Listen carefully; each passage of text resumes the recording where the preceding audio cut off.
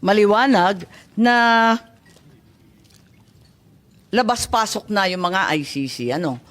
Hindi ko po alam eh. Wala pa akong personal knowledge. I can only speak from personal knowledge. Narito kasi sa Philippine Star at sinabi na I know that as anecdotally from people I know from the human rights community, they've been in contact here. Oh, may mga nagkikwento po na may kausap silang ICC. So alam po Ngunit- ninyo.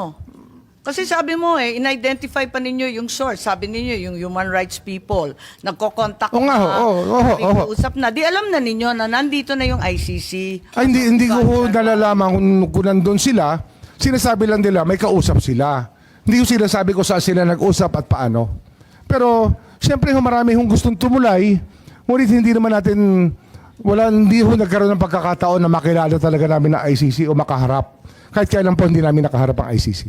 Pero alam ninyo na may galaw na sila at nag-iimbestiga na sila. 7 taon na po silang gumagalaw, ma'am. 7 taon na. Hindi naman ngayon lang yan eh. 7 years ago, the ICC was already investigating what happened during the drug war. What happened 7 years ago? Parang nahinto Bakit sinabi natin na hindi na tayo Yun lang po yung aking recollection kung kailan sila nagsimula. Na parang 2016 nga, baka 9 years ago pa. Sinimulan na po nilang bantayan ang ating drug watch, yung ating drug war, nung nagsimula po yung patayan. Pero matibay ang ating kalooban, matibay ang paninindigan natin na hindi natin tutulungan at talagang tututulan natin pagkat meron tayong sariling pulis, may sarili tayong mga korte. Ang liwaliwanag nun. Opo. Bago lamang. Meron po tayong panahon na binabantayan dito. taon. May panahon po tayong binabantayan dito.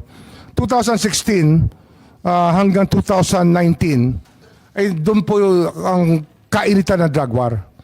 At ito po, ang dami ho lumalapit sa aming opisina, humihingi ng tulong na maimbestigahan yung magpatay kung kani-kanino na lamang. Pero marami ho kaming talagang naging Kailan pumunta sa opisina ninyo? Kasi binabanggit ninyo, hindi pa Marcos administration, yung 2016 to 2019. Kailan nag-umpisa? Simula ho sila pumunta sa amin, 2022 na. So matagal na ho nakalipas ang mga krimen na nangyari. Pero nung umpisa, ang sinasabi natin, paulit-ulit, talagang hindi tayo tutulong at hindi natin hahayaan sila manghimasok. Maybe we can ask Secretary Anyo, sorry, kumakain po kayo, violation na naman ng human rights po to. Pero kung maaari bilang pinuno ng National Security Council, baka may naalam kayo tungkol sa pivot. Kasi parang nag-iba Di nag-iba. Bakit nag-iba? Nung una, ang tindi ng ating paninindigan na hindi kailanman tayo tutulong sa ICC. Biglang lumambot. Nahahayaan natin pag pumasok sila. Tapos, pagkatapos nun, meron ng statement, uupo tayo. Kung may mamamagitan, pag-uusapan kung saan tayo pwede tumulong. Meron ba kayong alam, Secretary Anyo? Kasi maraming nagsasabi na kayo daw ang dahilan kung bakit nagbago ang isipan ng ating administrasyon.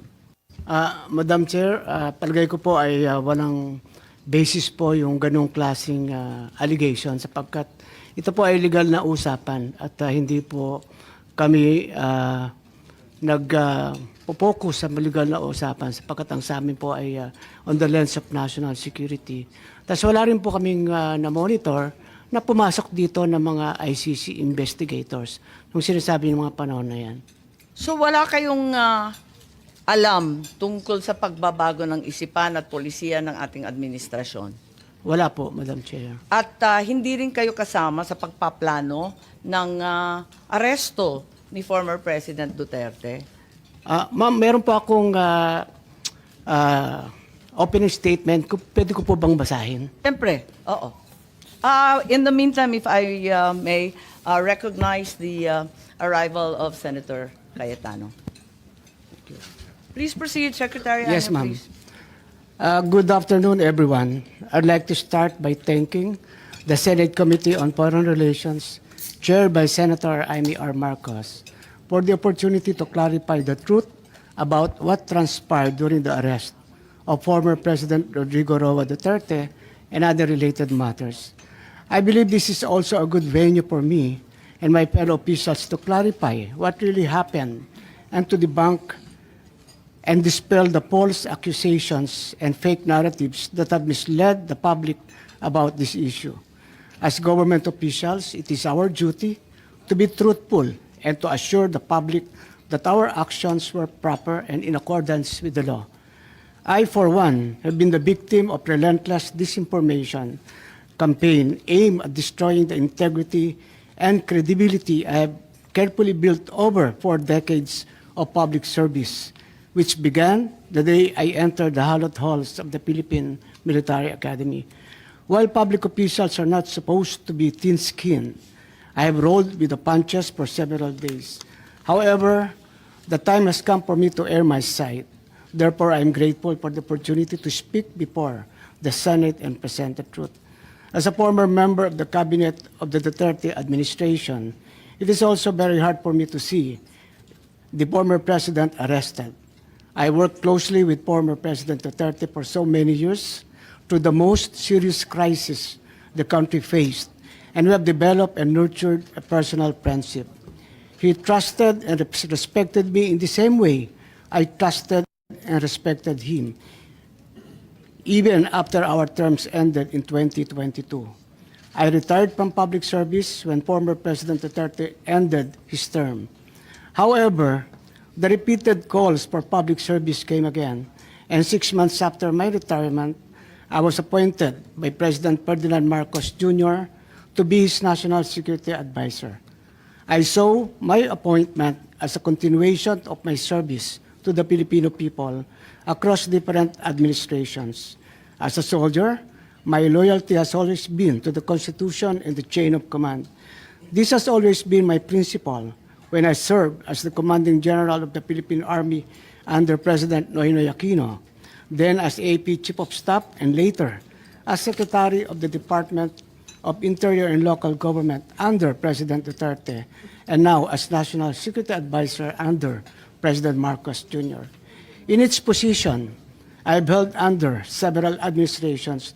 I have never played politics.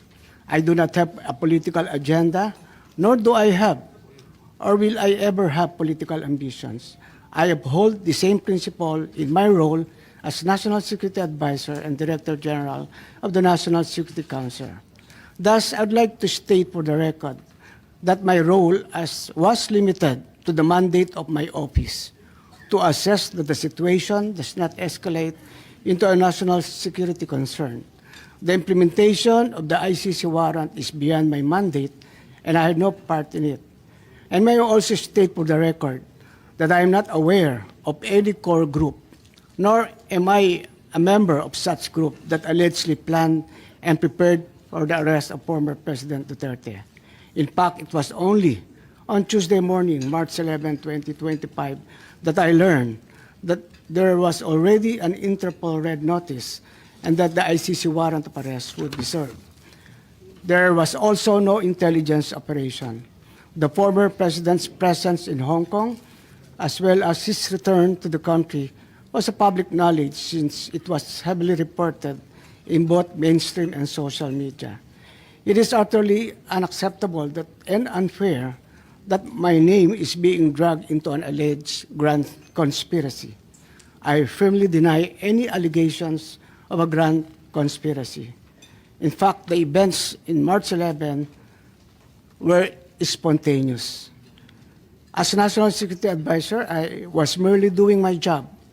However, I face all these accusations against my honor and integrity with firm resolve, knowing that I am on the side of the truth, and I was simply doing what I had to do. And in doing so, I upheld the truth, justice, and the rule of the law. Again, my loyalty is always to the country, to the Constitution, and not to any person. Thank you, Madam Chair. Salamat, Secretary Ed.